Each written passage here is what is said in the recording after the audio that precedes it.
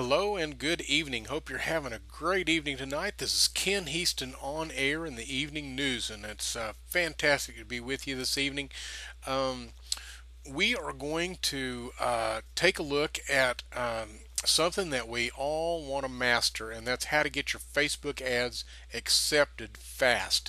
There's a little bit of apprehension every time you create a Facebook ad and click on the the button at the bottom there to submit it, and that is there any reason why they're not going to accept this ad and run it? I mean, you put a lot of time and you get a lot of things ready and to get an ad ready to go, and then when you post it, you want it to run. You don't want it to not be accepted. So.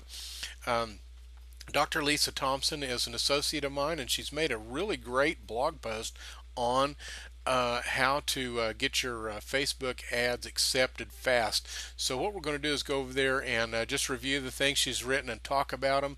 Make sure that they're well understood so that you understand what it takes to be able to always know that your Facebook ad is going to be accepted. So let's go over there and take a look at Dr. Lisa Thompson. All right, here we are on Dr. Lisa Thompson's blog, and this is a really good article that she's put up about this subject of getting your Facebook ads accepted. And so, she has done a lot of good articles on Facebook, blogging, and videos. And so I invite you to go over there and take a look at her blog if you get a chance.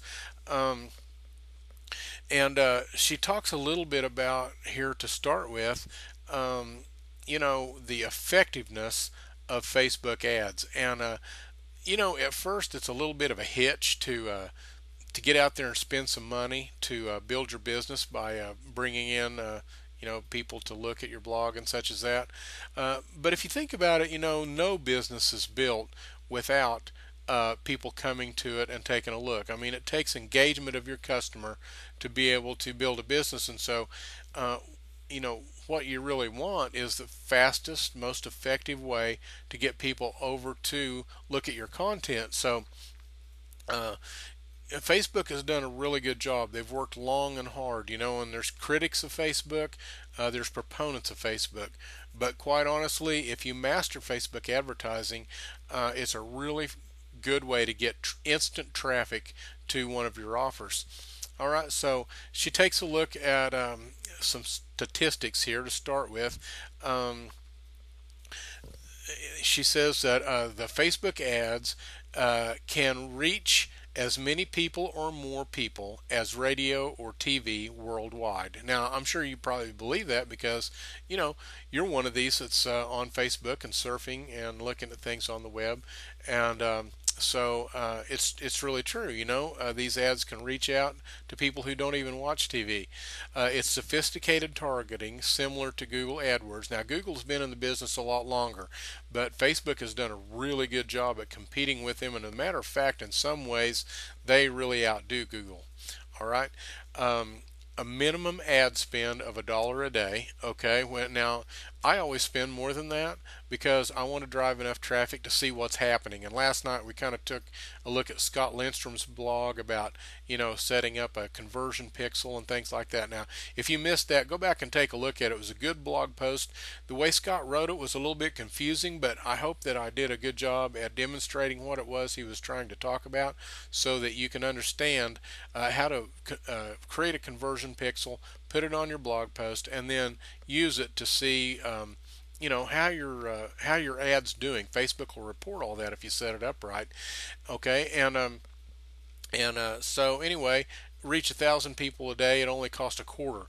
Well, it depends on your ad. I mean, sometimes you can do that well, and sometimes it might cost you a little bit more. But that's the whole art of using Facebook ads, is to get really good at it. All right, and she does make the comment that's 1% the cost of a TV ad, which is really true. You can spend thousands and tens of thousands of dollars over a weekend running a TV ad. On Facebook, you can do it on anyone's budget. Facebook approves ads very quickly in as short a time as 15 minutes, and I've had them shorter than that. I mean, really, I have submitted ads And by the time I click back over to my news feed on Facebook, the ad's approved and running. Okay, so it depends on what the ad is, but it doesn't take very long to get it approved and running, and you can be getting traffic in minutes to your website. All right. But she makes the remark, before you go off and create your first Facebook ad, you need to play by Facebook's rules. Okay, so she talks about that. And she says the first thing you need to do is spend 15 to 20 minutes and read through Facebook's advertising policies. Okay, now if you go into Facebook's ad manager, you can access it there, or you can just Google Facebook advertising policies and you can find it really quick. But it is a good idea to read and understand their policies and get on the same page with them.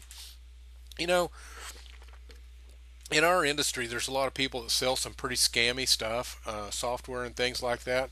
And there's terms like that we use called black hat techniques, white hat techniques, gray hat techniques. And what these refer to is how ethical that they are. A black hat technique means that, well, it's pretty shady. And usually, when you're referring to Facebook, it means you're going against their policies. And if you do that, it's not going to last very long. Sooner or later, pretty quick probably, they're going to shut you down. You'll be starting over again, okay? White hat policies mean you're totally in compliance and you're using the platform the way it's supposed to be used, okay? And that's what we want to do. So that's why we want to understand the advertising policy. So spend a little time reading and understanding those. The 20% rule is pretty important.